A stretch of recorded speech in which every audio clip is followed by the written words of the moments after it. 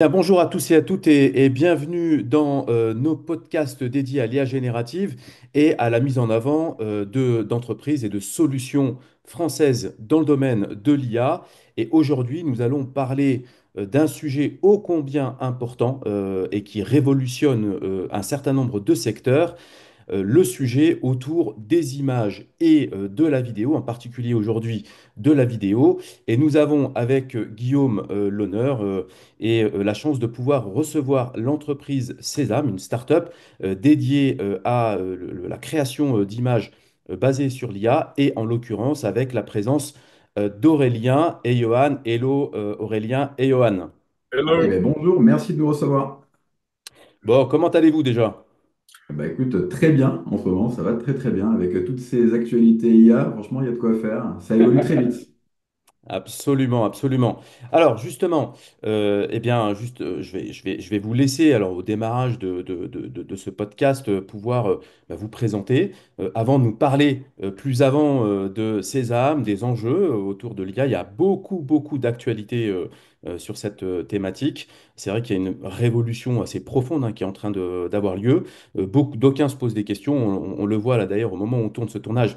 On voit l'actualité de Sora qui est en train de faire beaucoup de remous et notamment auprès des créateurs. Et donc, on va aborder un certain nombre de questions et en l'occurrence aussi la présentation de votre solution qui est assez innovante et sur laquelle on espère, on vous souhaite un développement certain. Alors, peut-être juste en introduction, Johan, Aurélien, est-ce que vous pouvez vous présenter rapidement pour nos auditeurs? Bah oui, très bien, je peux commencer. Donc moi, je suis Aurélien Gomez, donc le cofondateur de Sésame. Et moi, j'ai un background qui est un background de designer. Donc j'ai passé 20 ans donc, dans le design à faire travailler en agence en tant que directeur artistique, directeur de création.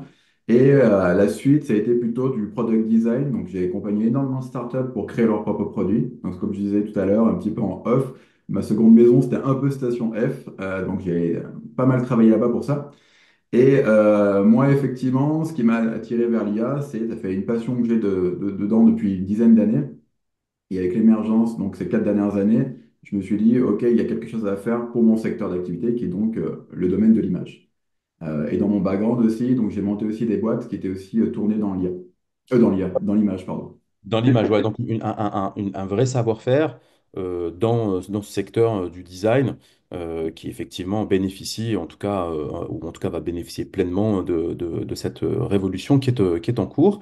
Et Johan, de ton côté, Johan de Rock.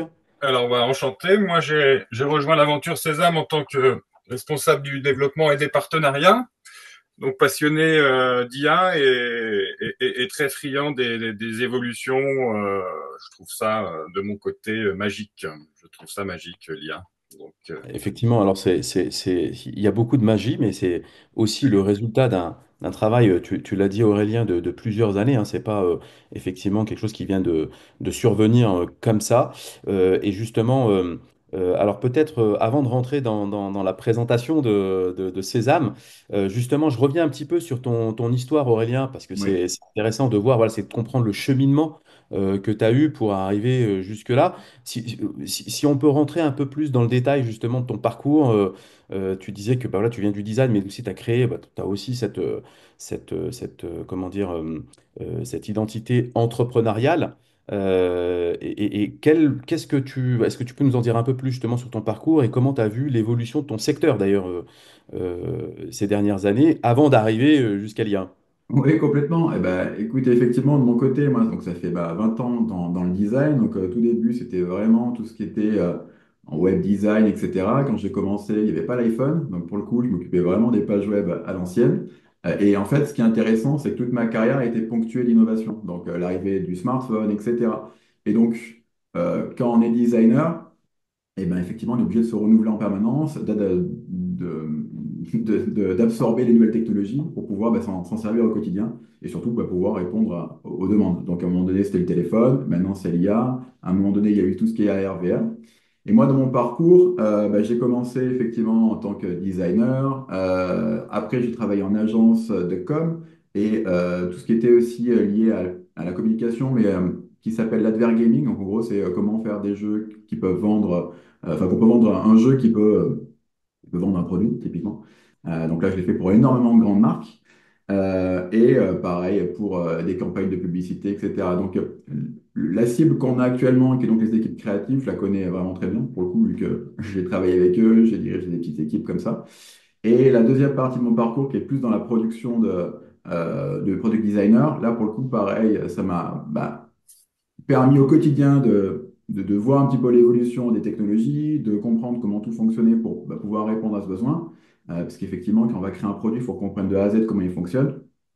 Et moi, en fait, effectivement, j'ai une passion pour tout ce qui est innovation dans le domaine de l'image. Et une des boîtes que j'ai créées, qui s'appelait Innovation Park à l'époque, était vraiment orientée vers tout ce qui était réalité augmentée, réalité virtuelle, mais au tout début. Tu vois, quand il y a eu la sortie d'Oculus, etc., nous, on a commencé à faire des vidéos en 360 pour Michelin, on allait tourner à Abu Dhabi, faire des choses comme ça. Et du coup, c'était un petit Énorme. peu... Ouais, c'était sympa. Non, mais c'est énorme parce que nous, tu sais, que je te disais que nous, on était, moi, je suis aussi cofondateur d'Airlink. Et Mhm. Airlink, ça veut dire Augmented Reality Link. On a démarré nous-mêmes sur la réalité augmentée. Bah voilà, Et parfait. effectivement, il y avait des promesses assez géniales, on va dire, autour de la réalité augmentée, même si aujourd'hui, je dirais que voilà, on est loin du résultat escompté de départ, quoi. C'est ça. Après, on croise fort les doigts pour qu'effectivement les technos de Snapchat Meta là, qui arrivent sur le marché rapidement. Parce qu'effectivement, pour le coup, là, je pense pour l'AR, il y a un vrai futur. Bon, c'est notre sujet, mais je pense qu'il y a vraiment quelque chose qui arrive. Non, mais je suis Et d'accord avec toi. Alors, oui, mais c'est un autre sujet, mais néanmoins, c'est lié. Et c'est là où oui, l'IA aussi a un intérêt, c'est que nous, on l'a vu, hein, ce qui n'a pas permis, alors on fait une petite digression, mais ce qui n'a pas permis, je dirais, le développement de l'AR, hein, ça a été d'abord la partie device, effectivement, de le support qu'on avait. complètement. Donc là, effectivement, les lunettes Meta et autres facilitent quelque peu ce sujet. Par contre, derrière, c'est aussi la création du contenu qui coûte extrêmement cher et qui a freiné beaucoup de projets.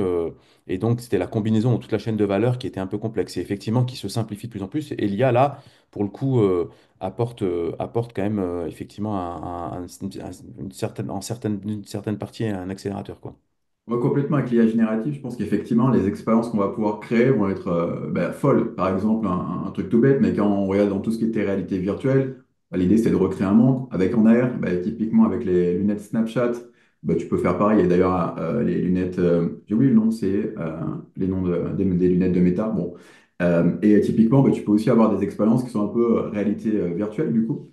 Et ce qui est compliqué, comme tu dis, c'est de créer des mondes.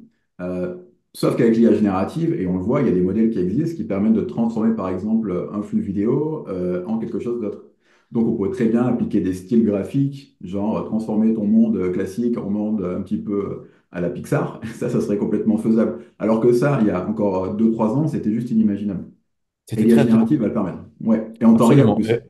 Et ce qui est vrai dans la R est vrai dans l'imagerie, on va en parler, parce que nous-mêmes, on avait fait des tentatives d'intelligence artificielle, typiquement dans le domaine de l'immobilier, pour transformer des plans 2D en images 3D par l'IA. Et il y avait beaucoup de freins. C'était juste il y a 2 3 ans. Ce qui aujourd'hui semble tout à fait atteignable, même s'il reste des limites et un certain nombre de freins à soulever, mais beaucoup plus envisageable que ce qui était le cas il y a encore 2 3 ans, parce que aussi l'industrie et les flux financiers se sont mis sur le sujet. Ok, C'est super. Donc, ça. un vrai parcours, un vrai métier de fond et puis un vrai parcours entrepreneurial. Et donc, est arrivé Sésame, C'est avec ça. l'IA générative. Alors, comment s'est passé justement le passage de voilà, ces aventures à Sésame? Alors, typiquement, quand j'ai vu effectivement cette vague arriver, notamment les premiers balbutiements, c'était clairement avec Dali, la première version où on a vu l'avocat arriver, tu vois, qui était sur son petit fauteuil et tout. Tout le monde a fait, ah ouais, d'accord, on peut générer ça, c'est quand même fou. Quelques mois plus tard, il y a Midjourney qui arrive. Et alors là, waouh, c'est magique, quoi. Donc on arrive, moi j'ai passé un été complet sur Midjourney à me faire, mais au début, je pense que j'ai eu un petit peu comme tout le monde la crainte de dire, oh là là, j'ai plus de métier, quoi. Concrètement, ça s'arrête là. Euh, en creusant et en l'utilisant au quotidien, j'ai fait, ouais, finalement, non, il y a quand même besoin de personnes créatives derrière pour que ça fonctionne. Et effectivement, quand j'ai commencé à vraiment utiliser l'outil, je me suis dit, ah, c'est vraiment top. Et c'était vraiment top dans un contexte, pour le coup, IA Art. Le seul truc, c'est que moi, étant designer à la base, en travaillant avec des clients au quotidien, je me suis dit, mais comment je peux faire pour transposer ces super pouvoirs dans le monde professionnel. Du coup, c'est là où j'ai commencé à creuser, etc., à développer mes propres solutions custom pour pouvoir répondre à ces besoins et à mes clients. Typiquement, comment je peux faire une image qui va être de qualité, utilisable, mais qui, pour le coup, j'ai pas forcément les compétences techniques pour tout faire. J'ai pas forcément le budget, et ça, c'est super important, parce que quand on n'a pas De forcément le plus en plus budget, important, en l'occurrence exactement. aujourd'hui. Et du coup, comment faire pour pouvoir répondre à ces besoins? Tu le sais, forcément, quand tu as des clients, ils vont demander plein de choses, ce qui est normal. Avant, tu disais, typiquement, tel type de campagne ou tel type de solution, si tu veux vraiment avoir, par exemple, un shooting particulier dans un style graphique particulier, c'est pas possible. Il fallait retoucher des images, aller récupérer sur des banques d'images. C'est quasiment ingérable. Là, pour le coup, même un client avec un budget qui est un peu réduit, on peut lui faire une identité graphique de bout en bout, avec un style qui est à lui, avec des personnes qui vont être récurrentes, ou même avec un style illustratif. Et j'y reviendrai dessus après. Et donc, effectivement, quand j'ai vu tout ça qui arrivait, je me suis dit, waouh, il y a un monde à faire. J'ai commencé à bricoler un petit peu en mode custom de mon côté. Et j'ai fait, OK, il y a pas mal de choses à faire. Et c'est là où j'ai échangé avec Nicolas Papin, donc le cofondateur de Sésame, qui, lui, est vraiment la partie, pour le coup, tech lead, back-end, etc. Et on s'est dit qu'il y avait quelque chose à faire, surtout qu'on avait travaillé déjà ensemble d'un point de vue produit pour des grandes boîtes. Notamment, on a travaillé ensemble chez Free2Move, où on a créé, je ne sais pas si tu connais Free2Move, c'est une application qui permet de louer des véhicules électriques. Si tu vas dans Paris, Washington, etc., tu as des véhicules partout. Et en fait, nous, on a travaillé sur ça. Donc, on se connaît très bien. Ça fait 6 7 ans qu'on travaille ensemble sur ce genre de choses. Et je lui ai parlé de tout cela et en lui montrant un petit peu l'évolution que moi je voyais. J'avais une vision là-dessus assez claire et je voyais énormément de choses qui sortaient au quotidien, des nouveaux modèles. Je me suis dit, il y a vraiment quelque chose à faire pour faciliter la vie des équipes créatives et surtout augmenter leur capacité. Typiquement, moi je vois vraiment ça comme ça. L'IA, c'est augmenter les capacités. Donc voilà, c'est comme ça qu'on est arrivé et qu'on a commencé à faire les premiers MVP, qu'on a commencé à sortir ces dates.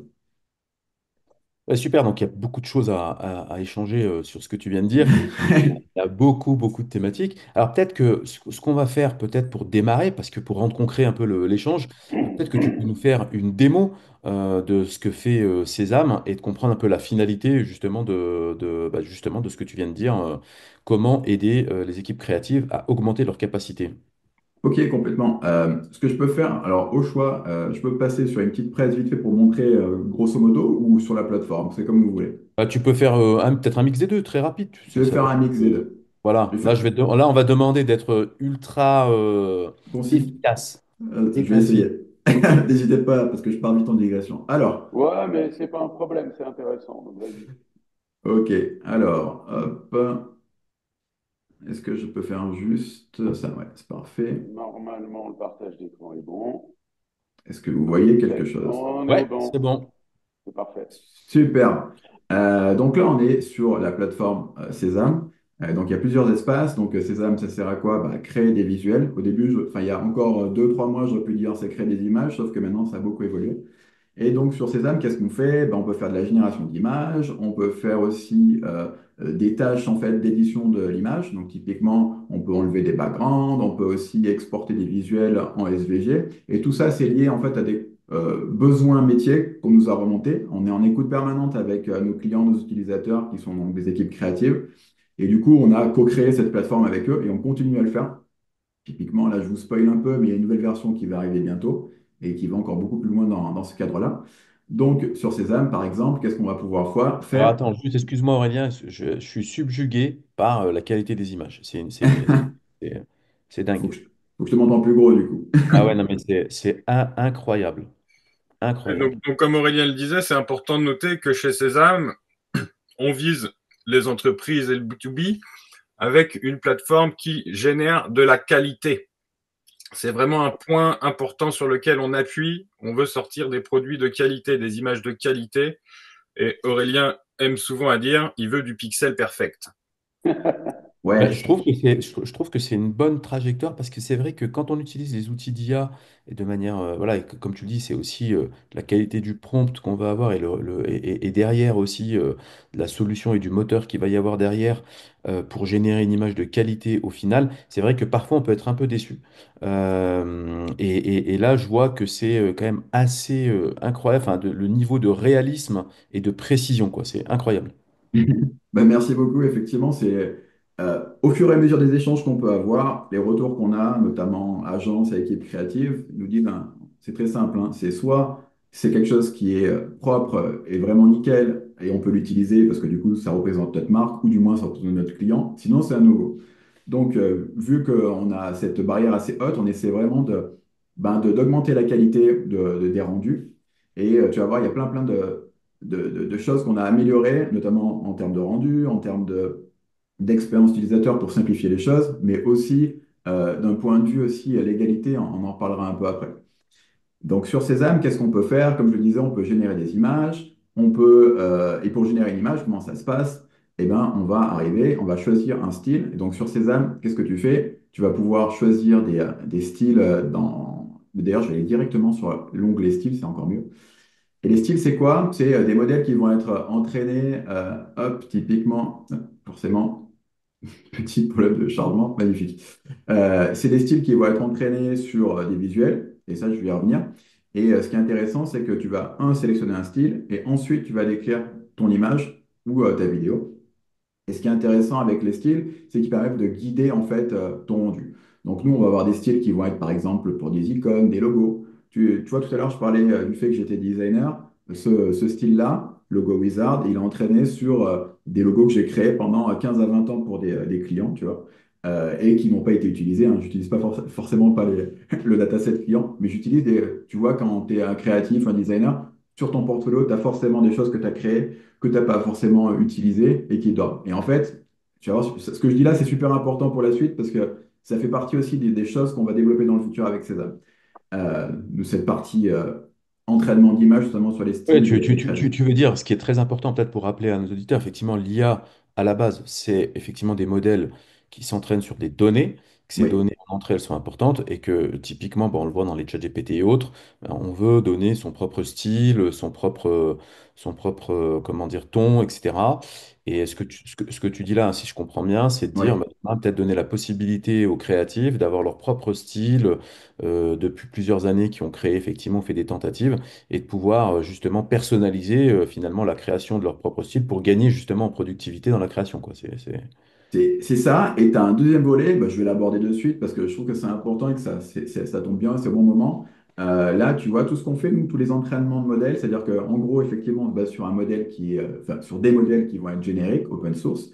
Et ensuite, par-dessus, nous, on les réentraîne, on les fine-tune pour pouvoir, en fait, leur apporter un style graphique. Ce style graphique, il y a plusieurs solutions. Soit, en fait, c'est un style graphique qu'on a créé. Donc là, typiquement, celui-ci, Logo Wizard, c'est moi qui ai créé ces logos pendant 20 ans. Et j'ai entraîné un modèle là-dessus. Donc, quand on va générer une image avec ce style-là, il va générer des logos dans ce style-là. Ça, c'est le premier point. Donc, c'est soit des créations internes, soit on utilise des images qui sont dans le domaine public ou Creative Commons. Là, par exemple, on a des styles graphiques illustratifs qui sont dans le domaine public ou Creative Commons.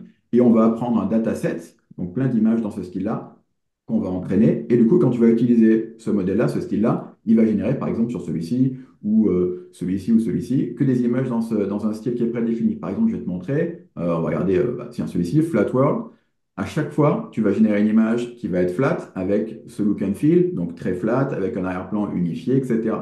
Et ce qui est intéressant, c'est que tu n'as pas besoin d'être un master du prompt pour pouvoir faire une belle image, parce que du coup, tu as le style qui te guide dessus. En plus de Absolument. cela, ces images, elles sont entraînées, tu vois, sur des images qui sont dans le domaine public ou Creative Commons. Du coup, d'un point de vue droit, c'est top. Là, un exemple que j'aime beaucoup, petite digression, n'hésite pas à me dire si c'est trop long.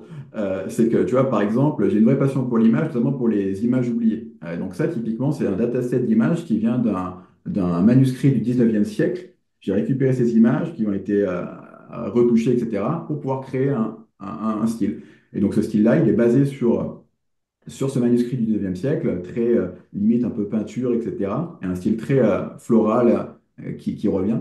Et l'idée, c'est de se dire, bah, OK, avec ça, on peut générer des images. Et ce qui est intéressant avec Sésame, c'est que tu peux soit entraîner des images sur des styles graphiques, donc c'est illustration, ça peut être des arrière-plans abstraits, de la photo, ce que tu veux, mais ça peut être aussi typiquement sur des objets ou des personnes. Donc, on pourrait très bien aussi avoir un modèle spécifique pour avec une personne qui revient dedans de façon récurrente ou un objet. Par exemple, tu as une marque et tu veux mettre en avant une bague, une chaussure, une casquette, ce que tu veux, et la reproduire facilement. C'est ça que font les styles en fait ou les modèles qu'on a sur ces dames. Et du coup, comment ça Ce qui fonctionne? permet Et effectivement, juste peut-être sur ce que tu Ouais. dis, c'est-à-dire de pouvoir, et c'est un des axes de l'IA, c'est justement de se dire, à la fois de servir la cible principale, typiquement des créatifs, mais demain, si je ne suis pas un expert de l'imagerie design, ce qui peut être mon cas par exemple, on a d'autres expertises, mais pas forcément celle-ci, je peux aller justement, voilà, l'avantage, c'est de se baser sur un style qui est complètement, bah, qui guide finalement le choix, l'orientation, et qui me permet d'avoir peu ou prou le résultat final que je souhaite avoir sans être nécessairement un expert de base. c'est tout à fait ça, oui, effectivement. Ouais, c'est exactement ça. Et d'ailleurs, j'aimerais bien appuyer sur ce point-là parce que je pense que c'est C'est ce que pourquoi l'idée permet, a été développée, oui. Effectivement, c'est important d'appuyer dessus, Aurélien. ce que permet l'IA maintenant, et je trouve ça intéressant, c'est que demain, une personne créative va pouvoir créer sa vision. Euh, Actuellement, il faut que tu sois créatif et technicien. Donc, technicien, ça veut dire quoi? C'est-à-dire que tu dois maîtriser un outil très poussé, soit de la 3D très poussée, soit Photoshop dans les détails, etc., soit, enfin, plein de choses. Néanmoins, il y a plein de personnes qui sont très créatives, mais qui ne sont pas forcément des techniciens. Et là, du coup, ce que ça permet de faire, c'est que du coup, les personnes créatives, et j'en connais plein, plein, plein, notamment dans toutes les personnes avec qui on échange au quotidien, qui, du coup, du jour au lendemain, ont eu cette capacité de dire, je peux créer ce que je veux et je peux le proposer. D'ailleurs, même qui travaillent avec des boîtes maintenant, c'est assez intéressant. Du coup, ça fait des vocations. Et du coup, ben, c'est vraiment ça, on casse une barrière. Et donc, plus ça va avancer, plus je pense qu'on va avoir des profils de personnes créatives qui sont moins techniciennes, mais qui peuvent aller jusqu'au bout de leur truc. D'ailleurs, on voit ça dans le Ouais. monde du code en ce moment. Ouais, c'est-à-dire qu'en fait, effectivement, peut-être que tu peux être en plus assez expert sur un sujet et moins sur d'autres. Ouais, Et là, en fait, ce que tu dis, c'est que ça t'ouvre des possibilités. Alors, parce qu'il y a un vrai sujet derrière, c'est que tu peux perdre en prestation sur un axe, mais en fait, étant donné que tu étends le champ des possibles sur d'autres sujets, finalement, tu vas étendre ta panoplie et ton champ des possibles pour aller ouvrir d'autres prestations auprès de ton client, voire même augmenter. Parce que là, je vois des images, par exemple, de repas, de pâtes, ou voire même de ouais, c'est ça, tu ramènes. non, mais c'est vachement intéressant parce que tu vois je vais te citer un petit exemple, une anecdote qui m'est arrivée, c'est que dernièrement, rien à voir, j'ai accompagné une personne sur la création d'une marque de produits de beauté, plutôt luxe. Et en fait, on a fait un shooting photo avec un professionnel. Parce que jusqu'à maintenant, effectivement, c'était un peu compliqué de devoir, il fallait vraiment prendre le produit. Bon, ça c'est un autre sujet, mais en tout cas, c'était le point d'entrée. Par contre, il fallait changer de fond d'écran. Pourquoi? Parce que dans le cadre du e-commerce, on sait que plus on présente d'images, plus on va augmenter la capacité à convertir.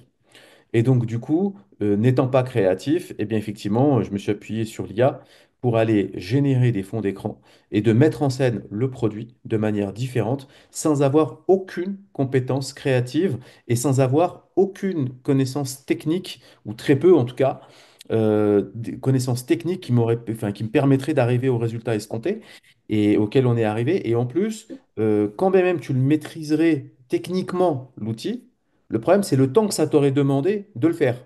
Alors que là, en quelques clics, finalement, tu vas arriver à créer des possibilités qui sont juste assez incroyables et qui ouvrent des perspectives effectivement de business et d'autres prestations, quoi. C'est tout à fait ça. Franchement, c'est exactement ça. Donc, ça ouvre des portes énormes pour les personnes créatives, pour aussi, ben, effectivement, étendre le champ des possibles en termes de, comme tu disais, de prestations. Effectivement, tu as plein de petites agences ou de petites équipes créatives qui ont des budgets qui sont limités, etc. Et qui, du jour au lendemain, peuvent aller faire un shooting maintenant, tu vois, en Islande pour pas grand-chose, quoi, pour un abonnement Sésame, par exemple. Alors qu'avant, bah, c'était juste ingérable, mais pourtant, ils ont des marques avec des clients qui, eux, auraient bien aimé avoir ce niveau de prestation, mais qui n'était pas possible. Avant, tu vois, les prestations haut de gamme, elles étaient ben, réservées aux très, très grosses boîtes ou très, très grosses agences. Maintenant, en fait, c'est plus vraiment la réalité, et du coup, même les PME, les boîtes, etc., vont pouvoir vraiment se donner à cœur joie pour créer du contenu, créer des visuels de qualité, et je pense qu'on va vraiment avoir un niveau de qualité visuelle qui va augmenter, de communication beaucoup plus créative, et ça, c'est vraiment cool, parce que du coup, ça vous déporte pour tout le monde, en fait, toutes les Bah, sociétés. pour Et les pas que les sites grosses. e-commerce, hein, pour les Ah oui, sites aussi. e-commerce notamment, pas les petits. Les très gros sites, ok, ils font du shooting, mais les petits, c'est plus compliqué pour eux d'avoir des mises en situation. Et c'est là où Exactement. moi j'aime bien ces âmes. Et tu vois, ça, c'est pareil. Là, sur ces âmes, en fait, il y a toute une gamme d'outils qui sont présentes, mais c'est juste la partie visible de l'iceberg. Derrière, on a énormément de produits qui sont cachés, qu'on n'a pas forcément mis actuellement. On appelle ça les tools, qui sont disponibles par contre via ce qu'on a une API via API. Donc, on développe pour nos clients, etc. Et donc, quand tu parlais tout à l'heure du e-commerce et te dire, bah, OK, j'ai pas le bon background, etc., il y a aussi un cas, c'est bah, par exemple, j'ai reçu un vêtement un mois après le shooting. Du coup, j'ai qu'un pack shot. Donc, un pack shot, c'est quoi? C'est un t-shirt ou une robe qui est posée sur un fond blanc et pris en photo. Et mon taux de conversion n'est pas bon parce que du coup, il n'est pas en situation. Nous, ce qu'on fait avec Sésame, c'est ben, on peut faire du virtual crying, c'est-à-dire, bah, OK, tu choisis une personne et tu l'habilles automatiquement. Donc, ça, c'est pas disponible sur la plateforme, mais c'est dans l'API. Ça sera bientôt, un petit spoil. Euh, et il y a plein de solutions comme ça qui permettent de faire des choses qui étaient infaisables avant. Refaire un shooting raté, changer un background, tu as un shooting avec une personne là, l'arrière-plan ne plaît pas, ben, tu peux faire une téléportation. C'est un outil qu'on a aussi. Tu vois, il y a plein de possibilités. Et c'est en ça où c'est vraiment top. Mais tu as le droit à l'erreur aussi maintenant, du coup. Ça, c'est intéressant. Cool. Du coup, première étape, on choisit son style et ensuite, Voilà. on décrit. Voilà, exactement. Ensuite, on décrit l'image. Donc là, typiquement, on va cliquer sur ça. Donc Sésame, c'est en français, en anglais, ce qu'on opère bah, aussi en France. Et ça, c'est pareil, c'est un des retours qu'on a eu direct et on veut que ce soit en français aussi. Actuellement, ça fonctionne mieux si tu tapes ton descriptif en anglais, pardon. Ça marche aussi en français. C'est des choses sur lesquelles on est en train de travailler. Bientôt, tu pourras taper dans n'importe quelle langue et ça sera géré automatiquement.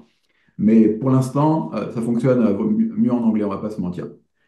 Donc, quand tu arrives ici, tu vas pouvoir décrire. Donc là, j'ai fait un gros prompt euh, qui permet vraiment d'aller ultra loin, mais on peut faire des prompts très courts. Ce qui est intéressant avec les modèles de César, c'est que tu peux soit être un débutant dans le monde de l'IA et mettre un prompt assez court et avoir une image qui est vraiment propre rapidement. D'ailleurs, ça c'est intéressant, c'est tu fais une image, un rendu et tu as une image qui est quasiment utilisable de suite. Ou si tu es un expert et que tu connais, je sais pas moi, par exemple, des focales, que tu connais des styles de lumière, des cadrages, tu peux lui dire aussi et il va le comprendre. Donc ça, c'est relativement intéressant. Donc ici, on fait quoi? Eh ben, on peut choisir un style. À chaque fois, on va avoir un explicatif de à quoi sert ce style et on peut faire pas mal de choses. On peut utiliser aussi des images d'inspiration, mais j'y reviendrai si on veut plus tard. Et on peut exclure des éléments. Donc typiquement, je veux pas qu'il y ait tel ou tel élément. Donc là, qu'est-ce que je fais une fois que j'ai fait ça? Et ben, du coup, je peux générer mon image. J'ai un mode avancé qui me permet de choisir les résolutions, le nombre d'images, etc. Moi, j'ai une question du coup. Je suis entreprise, par exemple, site e-commerce. Je suis nul en images, donc j'ai des stocks d'images, j'ai des trucs, j'ai besoin d'enlever. Voilà, je suis largué. Faire un prompt qui ressemble à mon univers, je suis nul. Euh, Vous avez la possibilité de m'accompagner? Comment ça se passe? Moi, c'est le besoin que j'ai. Oui, effectivement, nous, effectivement, une des spécificités de Sésame, c'est de dire, nous, on va faire l'accompagnement, pardon, de A à Z avec les entreprises. Donc, c'est ce qu'on fait. Donc, qu'est-ce qu'on va faire? En général, on fait des rendez-vous, forcément. On va faire pas mal de calls et on va être là en assistance. Donc, on a un premier use case qui va être, OK, moi, j'ai par exemple un produit que je veux entraîner. J'ai n'importe quoi. Par exemple, je vends des chaussures. Et je me dis, moi, mon problème, on va déjà étudier les problématiques qu'ils peuvent avoir. La problématique, ça peut être, OK, nous, ce qu'on voudrait faire, c'est plus de communication sur les réseaux sociaux, mais on n'a pas les moyens de faire des shootings de nos produits pour les mettre en avant sur Instagram, machin, en images ou en vidéo. Eh bien, nous, ce qu'on va faire, on va leur dire, écoutez, on peut créer un modèle, par exemple, on va partir d'un use case d'une chaussure. Nous, ce qu'on fait, c'est qu'on les accompagne pour créer le dataset. Le dataset, ça va servir à entraîner un modèle spécifique. Et ça, c'est super important parce que en gros, 70% de la qualité d'un modèle à la fin rendu, ça va être le dataset. Et on s'aperçoit que dans 90% des cas aussi, ce qu'on nous envoie comme image, ça ne correspond pas du tout à une qualité qui permet de créer un bon dataset. D'où l'importance de l'accompagnement. Donc, on accompagne effectivement, on les aide à sélectionner les images, on les guide aussi comment faire pour vraiment avoir la meilleure image pour qu'ils leur co-créer en fait leur dataset. Une fois qu'on a les bonnes images, on fait des entraînements, on en fait plusieurs parce que du coup, ça nous permet d'avoir le meilleur modèle possible. On leur entraîne le modèle, on leur met à disposition. Donc, quand tu vas cliquer par exemple sur style ici, tu vas avoir accès dans mes styles à quelque chose, tu vois, spécifique, tu vois. Tu vas avoir ton style qui va apparaître là, par Ouais, exemple, c'est ça. Je peux avoir mon propre style, quoi. Exactement. Et une fois que c'est fait, nous, on va aller aussi les accompagner dans une période où on va dire, OK, comment faire pour générer des belles images?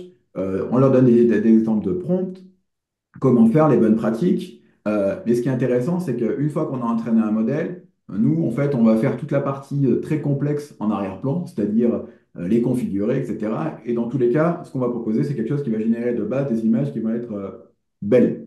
Et du coup, tu vas juste taper ton petit prompt en disant, bah, je veux par exemple que mon sneaker soit dans un arrière-plan uni ou bien que ce soit posé sur un rocher dans la forêt. Et du coup, ça va le générer. Et nous, on est là pour les D'accord, accompagner. ouais. Ok, du coup, par exemple, les prompts, tout ce qui est pré-prompt, etc., vous pouvez accompagner, du coup, la personne peut rester sur des prompts super simples derrière, quoi. Ouais. Ouais, nous, on les encapsule aussi souvent aussi. Ça permet d'avoir toute la partie vraiment dure technique. On l'encapsule derrière pour vraiment leur permettre de vraiment en 3 clics générer des belles images. L'idée, c'est Ah, vraiment de c'est Ouais. top. simplifier. Donc, il y a vraiment une écoute du besoin du client. Vraiment, on cible son besoin pour après, justement, faire une réponse sur mesure dans son modèle, hein, où on encapsule effectivement tout ce qui va lui permettre de faciliter son travail au quotidien. Et puis, ça dépend de ses use Ouais. cases. Si c'est entraînement de C'est, modèle, ou si c'est téléportation d'un objet dans un autre endroit, ou si c'est du remove background. En fait, on a plein d'outils et on les écoute vraiment et on leur dit, OK, on a ça, ça, ça comme outil qui peut vous faciliter la vie.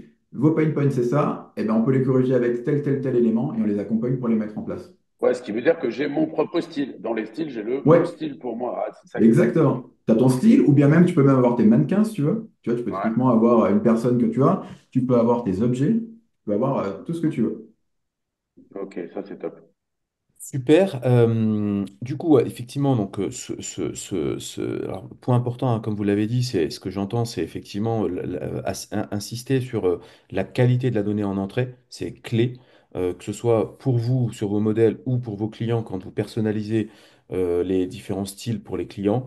Et ça, c'est effectivement un sujet qu'on voit. C'est pour ça que d'ailleurs, nous, on a des offres un peu différentes. Pareil, quand enfin, on a une solution, je t'avais dit, de home staging virtuel, on voit la Oui. différence entre quand tu génères à la volée par l'IA seul et quand tu vas fine-tuner derrière le modèle pour toi-même aller créer et optimiser le rendu au final. Et donc, vous avez utilisé le mot magie et finalement, il y a une part de magie, mais il y a une part également au départ de données d'entrée et d'adaptation quand même du modèle et des paramètres pour arriver au résultat attendu par le client. Voilà. Donc, il y a le J'ai, j'ai, logiciel de base j'ai- et la oh, partie j'ai personnalisée.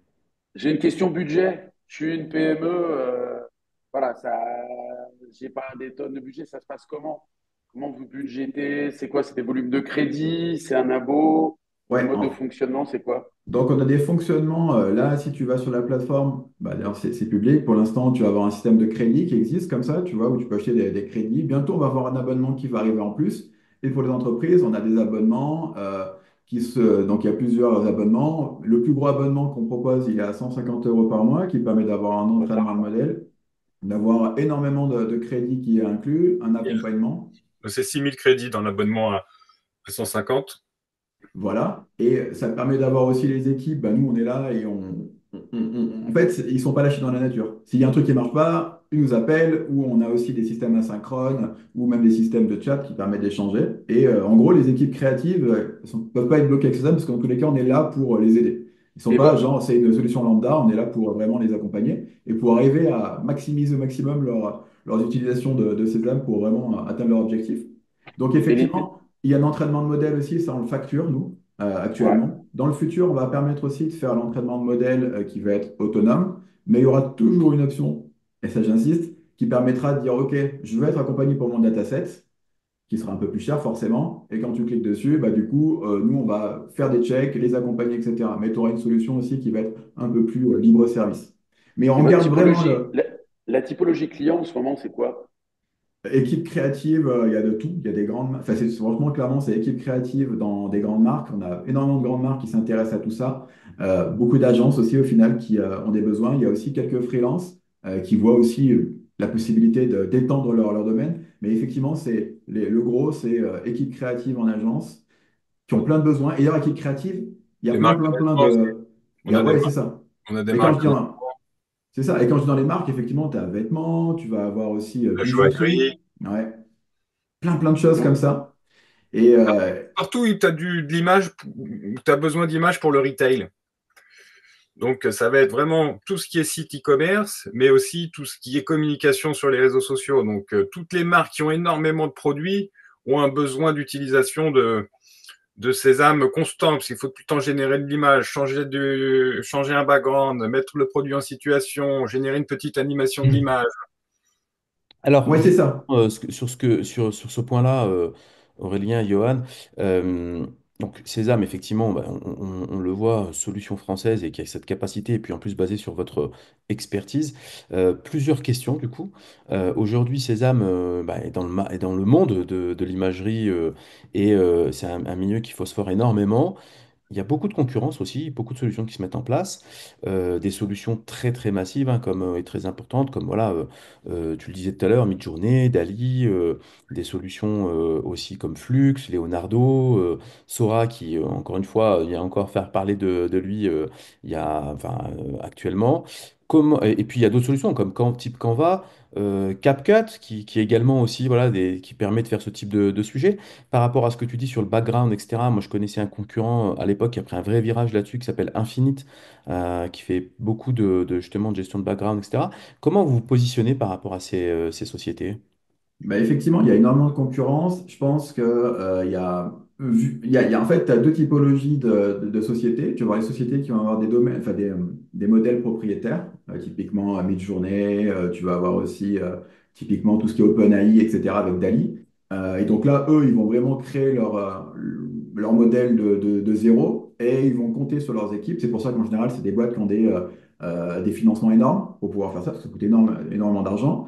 Et tu as une autre typologie de boîte qui est plus liée sur l'open source. Typiquement, Leonardo, il y a énormément de boîtes qui se créent là-dessus, parce que du coup, ça permet d'avoir accès à des outils open source qui ont été créés par des milliers de développeurs passionnés et talentueux. Et nous, c'est vraiment sur ça qu'on se base. Nous, on utilise vraiment ces technologies-là qu'on va magnifier.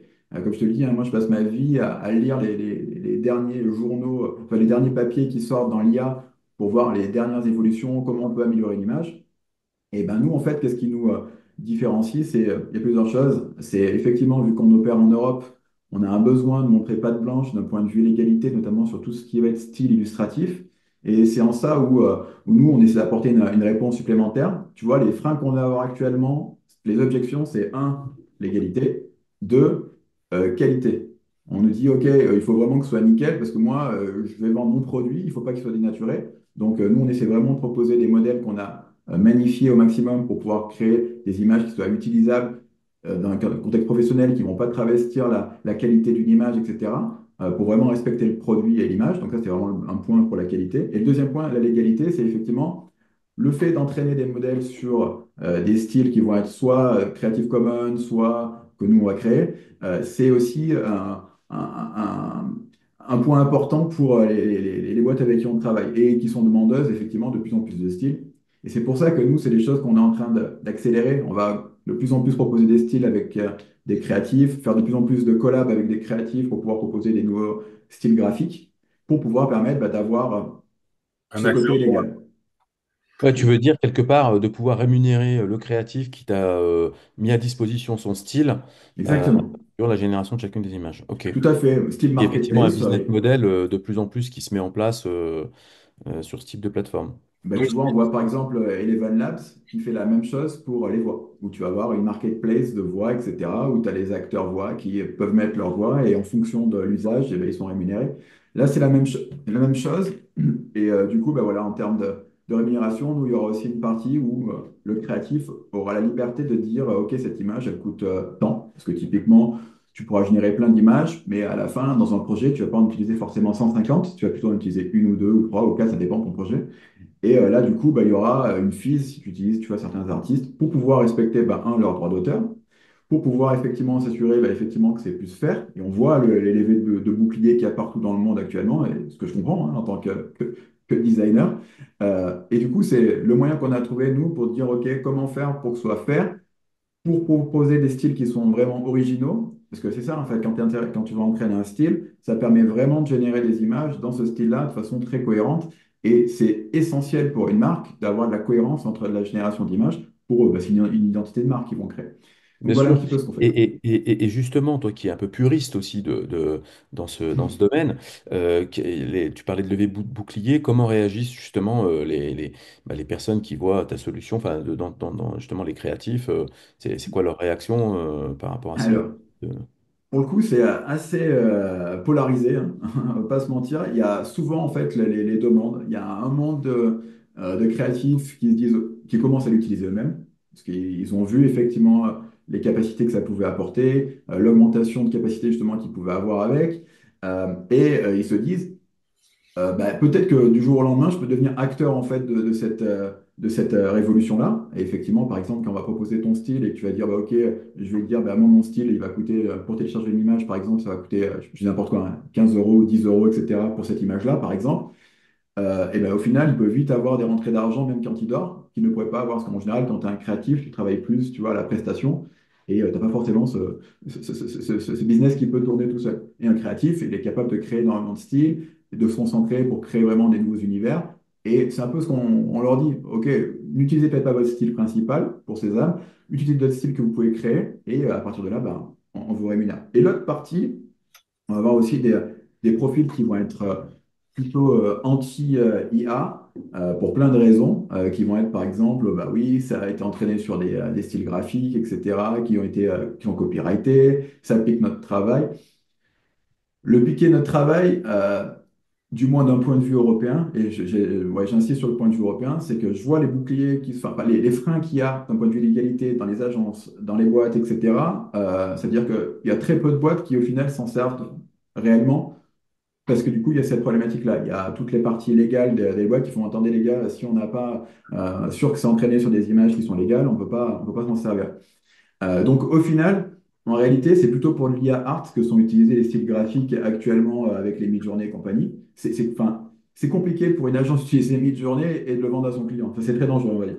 Alors que nous, pour le coup, vu qu'on a les droits sur les images qu'on va entraîner, notamment sur les illustrations, pour le coup, c'est beaucoup plus facile. Et surtout, il y a un côté beaucoup plus fair, vu qu'on rémunère les créatifs. Et donc, quand on leur dit effectivement, vous êtes plus spoliés, entre guillemets, et c'est plutôt l'inverse, c'est vous qui allez devenir acteur, même la partie polarisée, on a des personnes avec qui au début qui étaient un peu réfractaires, ou même très réfractaires, et qui commencent à y réfléchir. Donc, il y a une Commence à écouter, discussion. ouais. Oui, parce qu'ils Et, voient en fait que c'est quelque et, chose qui est là pour durer, tu vois. ouais, C'est non, mais l'évolution. c'est sûr que de toute façon, cette question du droit d'auteur à tous les étages, dans différents mondes, va se poser. On le voit hein, depuis le départ. Et c'est vrai que c'est là où il y a effectivement toute une législation et une responsabilité aussi des États de devoir légiférer sur le sujet. En tout cas, on sait que Sésame respecte le droit d'auteur et peut rémunérer ses différents créatifs. C'est un sujet qui n'est pas négligeable et qui effectivement met les entreprises dans la légalité. Autre sujet aussi, puisque vous faites beaucoup d'images. Et nous, on le voit là dans le domaine par exemple, d'autres univers où en fait, on a l'image et la vidéo également. Parce que quand on met en valeur des produits, on veut aussi créer de la vidéo. On a vu beaucoup, beaucoup de publicité dans le domaine de la communication, justement de la création. Euh, Qu'est-ce que vous faites, vous, de ce côté-là? C'est pas votre sujet, vous... Si. Si, complètement. Regarde, je vais te montrer un petit peu. Du coup, là, quand tu es sur la plateforme de Sésame, tu vas avoir, quand tu fais un petit rollover sur les images, tu as une petite icône là et qui permet de générer, tu vois, une vidéo à partir de ce que tu veux. Donc là, n'importe quelle image, tu peux la transformer en vidéo. Et je peux te montrer un petit exemple. Du coup, hop, dans Et la ça part. permet d'améliorer la mise en situation d'un produit.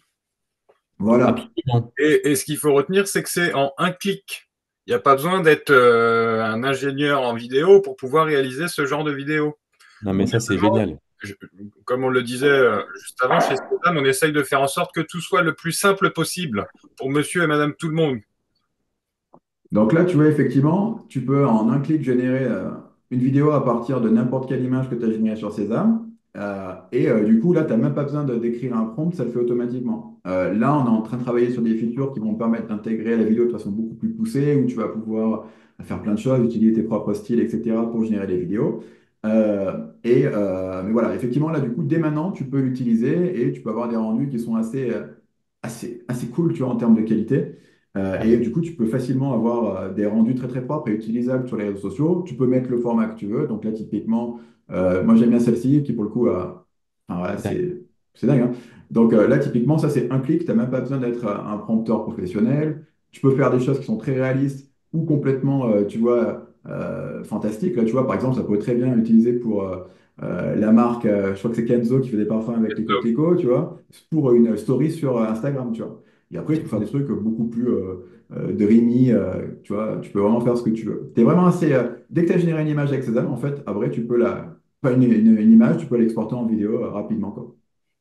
Et dans le futur, on va avoir effectivement de plus en plus de possibilités par rapport à la vidéo, à l'image, au contrôle, Ah pour oui, pouvoir. c'est de pouvoir créer des clips complets directement, justement en exploitant entre autres l'image du produit, mais en générant effectivement tout un scénario, enfin tout un storytelling et un storyboard que tu pourras mettre en image et du coup en animation avec un montage derrière, et ça en quelques clics, quoi. Enfin, c'est ça le sujet.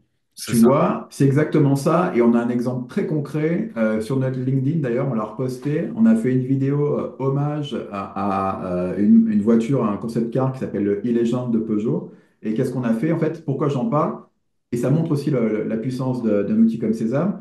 C'est que c'est un concept car, donc il n'y a eu que quelques photos. Ça veut dire quoi? Ça veut dire que les modèles connus, mid-journée, ce que tu veux, ne le connaissent pas. Il n'y a pas de référence. Et donc, on ne peut pas le générer. Et ce qui est intéressant avec des solutions comme les nôtres, c'est que tu peux rajouter des nouveaux concepts. Donc, on l'a entraîné sur l'extérieur du véhicule, sur son intérieur, mais on a aussi une personne qui est notre égérie et qui est dedans. Donc, en gros, qu'est-ce qui se passe? Tu vas retrouver dans le clip les vidéos de la voiture en plan extérieur, plan intérieur, avec la même personne qui conduit. Et tout ça, c'est entraîné avec des modèles Sésame et généré avec Sésame. Donc, je vous invite vraiment à regarder sur le LinkedIn de Sésame. Vous allez voir, il y a la vidéo, il y a tout. Et c'est vraiment cool. Et du coup, effectivement, depuis qu'on a sorti cette vidéo, on a eu pas mal d'échanges avec le monde de la communication, notamment lié à la vidéo et à l'automobile. Ouais, parce que tu as une unicité que tu as pas si tu bosses avec des outils mid-journée, enfin, avec n'importe quel outil classique.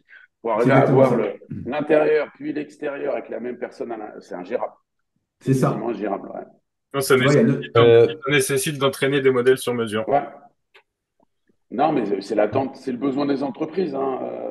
Moi, je le vois sur pas mal de clients où effectivement, c'est quasiment impossible d'arriver à obtenir la même chose, sauf en passant par ces âmes, quoi. Juste peut-être parce qu'on arrive un peu au terme oui, de notre échange et qui est riche et on pourrait passer encore des C'est heures carrées, toujours. je suis sûr, si on rentrait plus dans le détail. Votre vision, si vous en avez une, bah, justement de l'avenir de l'IA, on va dire à court terme, parce qu'à moyen terme, c'est un peu compliqué, mais il y a pas mal d'enjeux quand même. C'est comment vous voyez justement l'évolution de l'IA et entre autres sur votre cible. Alors, effectivement, il y a énormément d'évolutions et ce qui était vrai il y a encore 2 semaines ne l'est plus maintenant. Ça évolue tellement vite et donc on le voit au quotidien. Je le vois dans le domaine de l'image, on le voit énormément aussi dans le code, dans le monde du code aussi où c'est en train de tout changer. Donc effectivement, comment je vois le futur de l'IA? Bah, pour nous, je pense qu'en termes d'image, plus ça va aller, plus on va arriver vers un niveau de qualité qui va être parfait. Donc on va pouvoir reproduire des produits à la perfection. Tu vois, il y a toujours des petites limites actuellement qui vont être sur des petits textes, etc. Je pense que c'est des choses qu'on va vraiment pouvoir faire rapidement. Je pense qu'on va vraiment pouvoir aussi modifier des images très facilement. Par exemple, intégrer des objets à l'intérieur, comme enfin, une sorte de compositing qui peut être très, très compliqué, mais qui a un besoin qui est vraiment réel pour les équipes créatives. C'est des choses que je pense qui vont être vite résolues. Pareil pour la vidéo, où je pense qu'on est en train d'arriver à un niveau où on commence à avoir de plus en plus de contrôle. Et en fait, il y a ce que je vois aussi, et ce qu'on est en train de faire, tu verras dans la future mouture de César, c'est qu'on va avoir beaucoup plus d'outils qui vont pouvoir agréger énormément de modèles pour arriver à une proposition de valeur qui va être, OK, moi je suis une marque, à partir du début, je vais avoir des visuels d'un produit, etc. Avec César, je peux créer directement une campagne complète pour mon site e-commerce ou pour mes réseaux sociaux, et avec des acteurs à l'intérieur aussi pour mettre en scène, par exemple, tel ou tel produit. Et ce que je vois, c'est effectivement, c'est une plateforme assez omnisciente qui va te permettre de générer des campagnes dans le sens large d'une campagne qui peut exister actuellement avec des budgets plus réduits que ce qu'on peut avoir et qui va toucher, je pense, beaucoup plus de boîtes qu'actuellement. Donc vraiment, les PME, je pense que ça va exploser en termes de créativité, de possibilités. Et surtout pour tous les créatifs, là, pour le coup, ça leur offre un champ des possibles. Et je pense que c'est vraiment ça, en fait. Plus ça va aller, plus on va avoir un champ des possibles et utilisable dans un cadre pro. Et actuellement, il y a toujours des freins entre le monde high art et professionnel. Et je pense qu'on est très proche de les faire complètement tomber.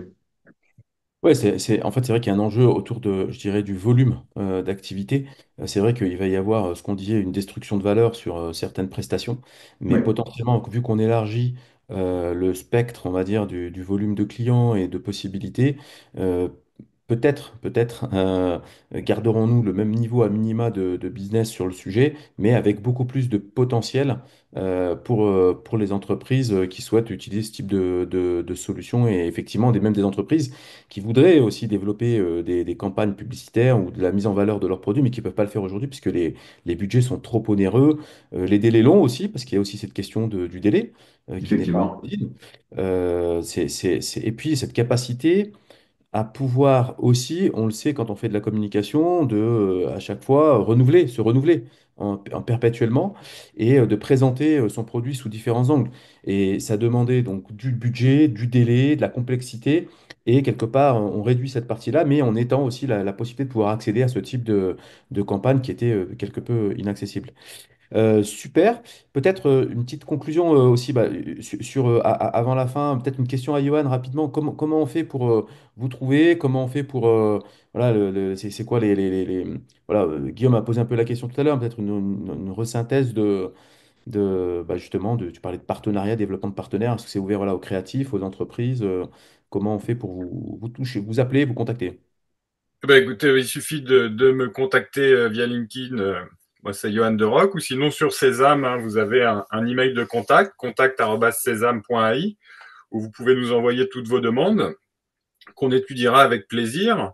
Concernant tout ce qui est partenariat, donc on développe, nous, beaucoup de partenariats à travers les centres de formation, à travers les écoles pour diffuser la solution et surtout l'utiliser. Donc on a quelques partenariats avec des écoles de design et de graphisme qui vont commencer à utiliser ce type de solution et qui commencent à se former sur ce type de solution. Et à travers ces partenariats, il y a des remontées de créateurs avec lesquels on va pouvoir lier des partenariats, enfin qui proposent leur style graphique sur Sésame.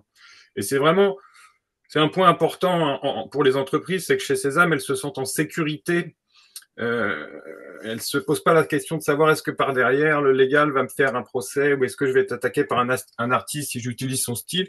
Sur Sésame, c'est déjà libre de droit, tout est libre de droit. Donc, il y a une utilisation commerciale qui est possible et toutes les images, par exemple, qui sont générées sur Sésame, elles sont pas réinjectées dans notre banque d'images ou dans nos modèles pour un réentraînement. C'est vraiment privé. Tout reste privé.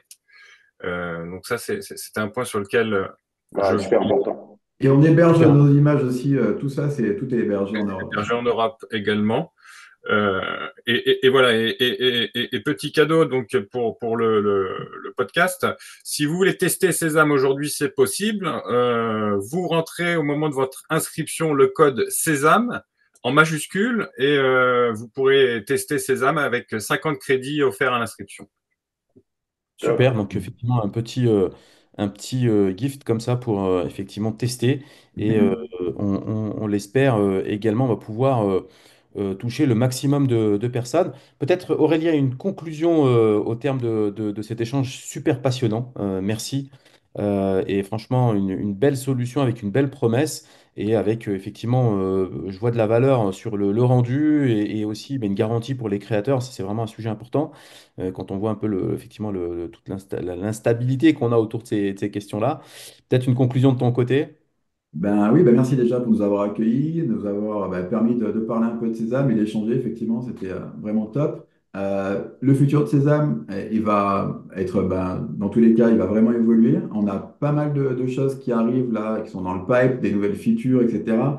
Toujours dans l'optique d'optimiser la créativité, de faciliter la vie aux créatifs, de leur permettre d'atteindre des objectifs qu'ils ne pouvaient pas forcément atteindre avant, dans un temps un peu plus réduit aussi. Et avec énormément de surprises qui arrivent là dans les semaines et mois à venir, notamment vidéo, tout. Il y a plein de trucs qui arrivent, donc n'hésitez pas à utiliser Sésame et on va mettre à jour très régulièrement les features là. C'est work in progress. Et merci Super, à merci tous. Ok. Johan, merci Merci Aurélien, à merci vous. beaucoup. Et donc Merci à Sésame, vous. start-up de l'IA française, on vous invite à aller tester, les contacter directement. N'hésitez pas. Et puis on vous souhaite le meilleur pour la suite avec un très très beau développement. Merci Merci beaucoup. beaucoup. Merci à tous. Bonne Ciao, journée. Bonne ciao. journée.